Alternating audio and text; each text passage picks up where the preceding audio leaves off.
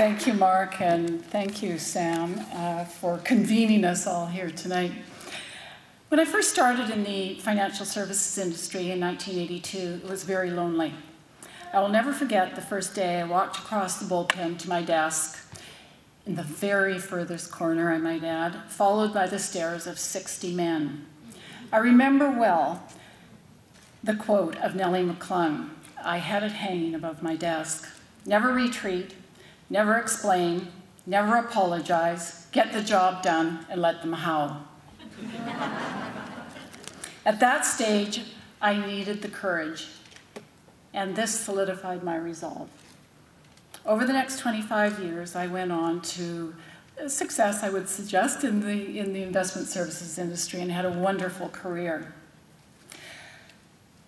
Several months ago, I read for the first time the book, Why Women Should Rule the World. It was written by Bill Clinton's White House press secretary, Dee Dee Myers. She talked about the subtle discrimination she faced in her job and how, in the end, she negotiated her exit with dignity. She has gone on to a very successful career elsewhere, fulfilling and balanced family and work life. When I put the book down, I was angry to think we are still fighting the same battle. However, it served to renew my passion and dedication to supporting women be everything they choose to be and to break through any barriers they might face. Here's the statistics. 47.3% of the labor force are women, which is not reflected currently in board seats of the F500 Canadian companies, 14%. And these statistics are current. 40% of FP companies have no women directors on their board. 17% of executive suite positions are held by women. 3.8% of Financial Post 500 companies are headed by women. Only 23% of the federal parliament are women. And there's no excuse because 60% of the graduates from universities these days are women. So the pipeline is there. What's wrong with this picture? Well, practically everything. Many studies from a broad spectrum of organizations, including Catalyst, McKinsry, Goldman Sachs, Ernst & Young, Deloitte, Conference Board of Canada, have examined the relationship between corporate financial performance and women in leadership roles. The economic tsunami that we have experienced over the last 2 years has forced us to adapt to a new world order, an approach to doing business. Diversity is a strategy that needs to be employed, not only in the context of human resource availability, but as a way to attain a strategic advantage. Competition and a fast-changing global business environment will force companies to maintain a high degree of innovation, provide better products and services, and properly reflect the changing and varied needs of their customers. Diversity will give them a strategic advantage to move faster, with more ease, better understanding, and less disruption.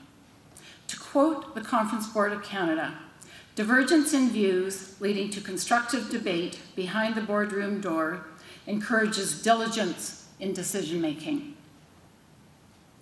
I had the privilege of attending a conference in Hong Kong in last May. It was the International Women's Forum, a group of 400 senior women leaders from 30 countries around the world. The theme of the conference was a world without borders, and how that would affect the financial markets, healthcare, technology, and the environment. No small topic to cover in 4 days. One of the speakers used a wonderful parable, which I would like to share with you. She said, humanity has 2 wings, male and female. Currently, the male wing is flapping too hard, and in order to fly, both wings need to be in balance. Women are different. Let's acknowledge and accept that as a given. Who else do you know that can work full-time, plan a dinner party, have a meeting with the teacher of her 6-year-old, volunteer at a university alumni event, go to the doctor, work out at the gym, do grocery shopping, make dinner, and then slip into bed and be the companion her husband desires.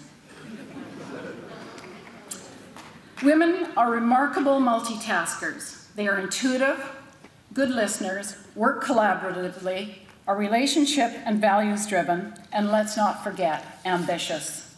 Who wouldn't want to embrace these skills? It is negligent use of human capital, and in a competitive and challenging, changing world, business needs to maximize every resource, including the women that they employ. Not only are the traits women bring to the workplace and to the boardroom different, but their path to achieving their career goals is varied. They are, after all, the givers of life, and often, just as their careers are hitting their stride, they take a year or two off to have their children. This should not derail their careers, but merely put them on simmer with the opportunity to return to a boil at the time of their choice. The keys to a sustainable business model going forward are outreach, adaptability, and collaboration, not coincidentally, all traits and innate skills of women. I see I'm coming up against my 7 minutes, and Sam has warned me. So we'll just skip over a whole bunch. Women are different. They think differently, they act differently, and what they bring to the table, whether it be the kitchen table or the boardroom table, are different skills and experiences. We can all learn from each other if we're open to the opportunity. Women are demonstrably better at certain things. Diversity brings a higher productivity, enriched, and more gratifying experience for everybody, and a renewed energy to each and every business. Thank you very much for your attention, and I look forward to our discussion later. Thank you.